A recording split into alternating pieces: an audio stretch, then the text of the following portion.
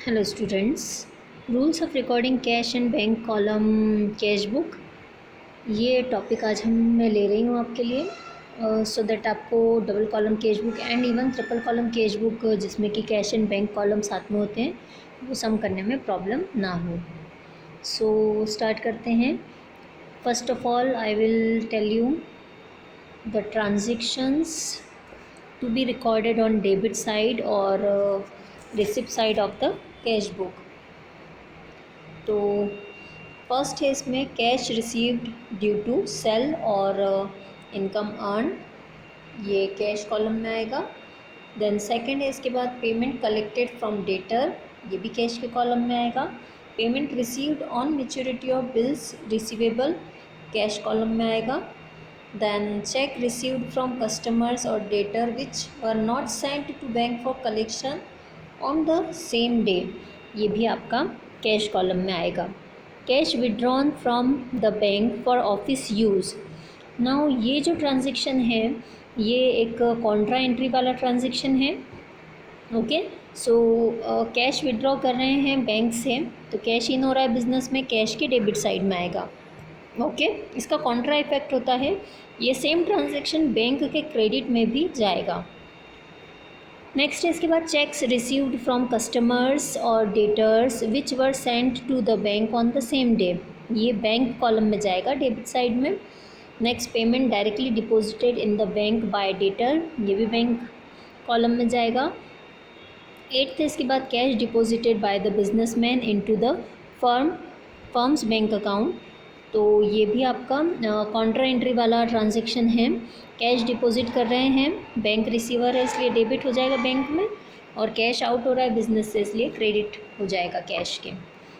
Then interest given by bank on the debit side में, direct collection by the bank on maturity of bills receivable, dividends and interest on investment, ये transaction भी bank के debit side में जाएगा। Then last है cheque और draft received earlier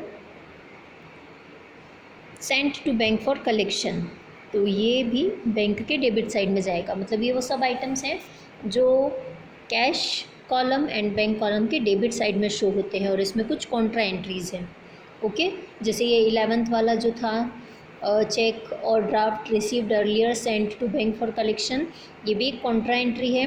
okay, because इसमें भी क्या होगा कि हम जब चेक रिसीव होता है और उसे सेम डेट पर डिपॉजिट नहीं करते तो हम उसे कैश मान के एंट्री करते हैं।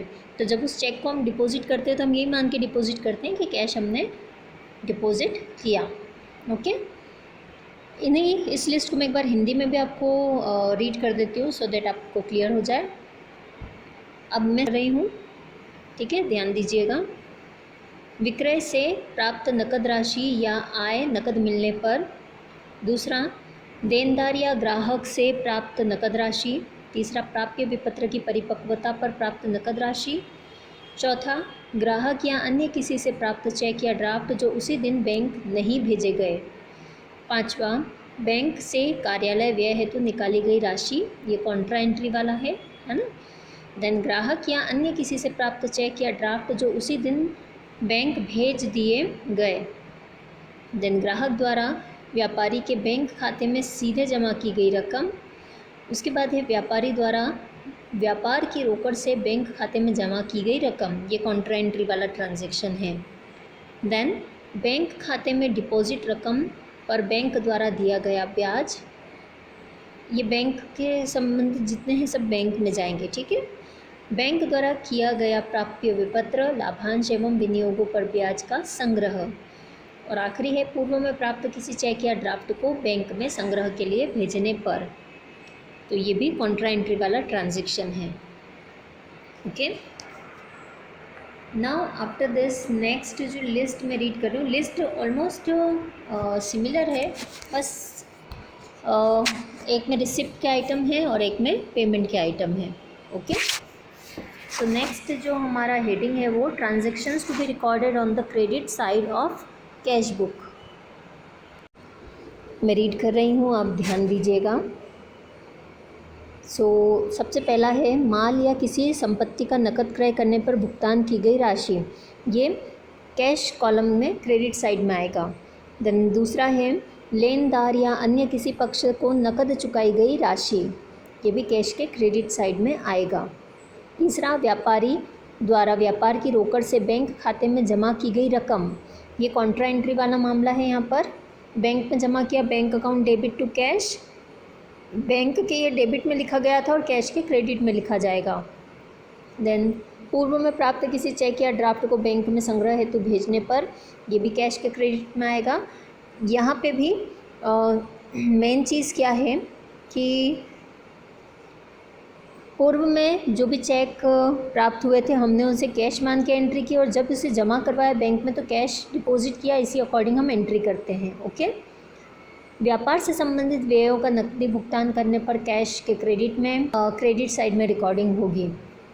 उसके बाद है व्यापार से संबंधित व्ययों का चेक द्वारा भुगतान करने पर, चेक द्वारा भुगतान किया है तो डेफिनेटली बैंक के क्रेडिट में आएगा।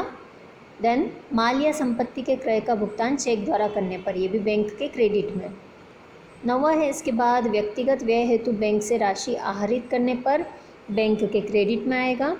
10वां है इसके बाद कार्यालय या व्यापार हेतु बैंक से राशि निकालने पर, बैंक से जब राशि निकाली जाती है तो एंट्री होती है cash account debit to bank, ये कॉन्ट्रा एंट्री है, कैश के डेबिट में जाएगी तो बैंक के क्रेडिट में जाएगी। नेक्स्ट है इसके बाद बैंक द्वारा अधिविकर्ष पर ब्याज एवं बैंक सेवा शुल्क लेने पर बैंक के क्रेडिट साइड में रिकॉर्डिंग होगी। लास्ट बैंक द्वारा व्यापारी के स्थायी अनुदेश पर सीधे भुगतान करने पर, यह भी बैंक के क्रेडिट साइड में रिकॉर्ड होगा। इस लिस्ट को एक बार मैं आपको इंग्लिश में भी रीड कर देती हूँ, ध्यान देना। Cash paid for purchase of goods और assets, then cash paid to creditors for some other party or some other party, then cash deposited by the businessman in firm's bank account, ये contra entry वाला transaction, check or draft received from the customers or debtor earlier। 5th है cash payments of business related expenses, then withdrawal of cash for personal purpose, ये सब आपके cash के credit में जाएंगे।